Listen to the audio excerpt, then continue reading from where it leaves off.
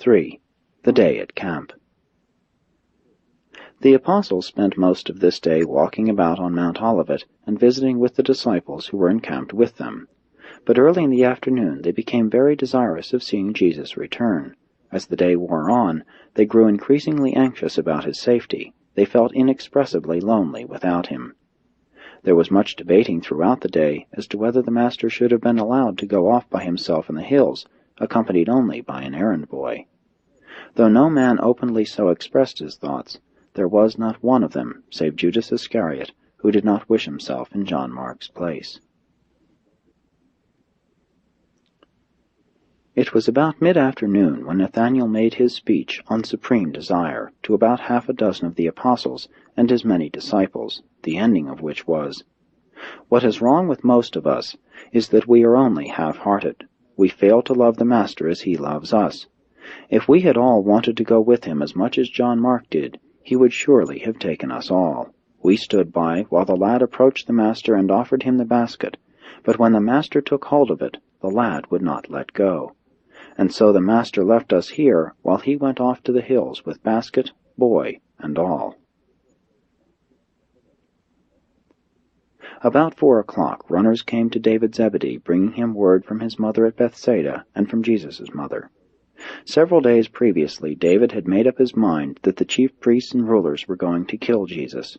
David knew they were determined to destroy the Master, and he was about convinced that Jesus would neither exert his divine power to save himself, nor permit his followers to employ force in his defense. Having reached these conclusions, he lost no time in dispatching a messenger to his mother, urging her to come at once to Jerusalem, and to bring Mary the mother of Jesus, and every member of his family. David's mother did as her son requested, and now the runners came back to David bringing the word that his mother and Jesus' entire family were on the way to Jerusalem and should arrive some time late on the following day, or very early the next morning. Since David did this on his own initiative, he thought it wise to keep the matter to himself. He told no one, therefore, that Jesus' family was on the way to Jerusalem. Shortly after noon, more than 20 of the Greeks who had met with Jesus and the 12 at the home of Joseph of Arimathea arrived at the camp, and Peter and John spent several hours in conference with them. These Greeks, at least some of them, were well advanced in the knowledge of the kingdom, having been instructed by Rodan at Alexandria. That evening, after returning to the camp, Jesus visited with the Greeks, and had it not been that such a course would have greatly disturbed his apostles and many of his leading disciples, he would have ordained these 20 Greeks, even as he had the 70. While all of this was going on at the camp, in Jerusalem the chief priests and elders were amazed that Jesus did not return to address the multitudes.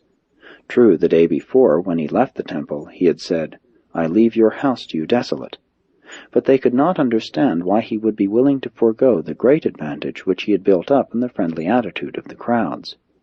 While they feared he would stir up a tumult among the people, the Master's last words to the multitude had been an exhortation to conform in every reasonable manner with the authority of those who sit in Moses' seat.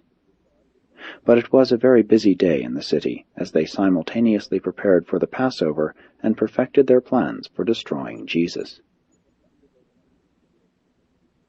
Not many people came to the camp, for its establishment had been kept a well-guarded secret by all who knew that Jesus was expecting to stay there, in place of going out to Bethany every night.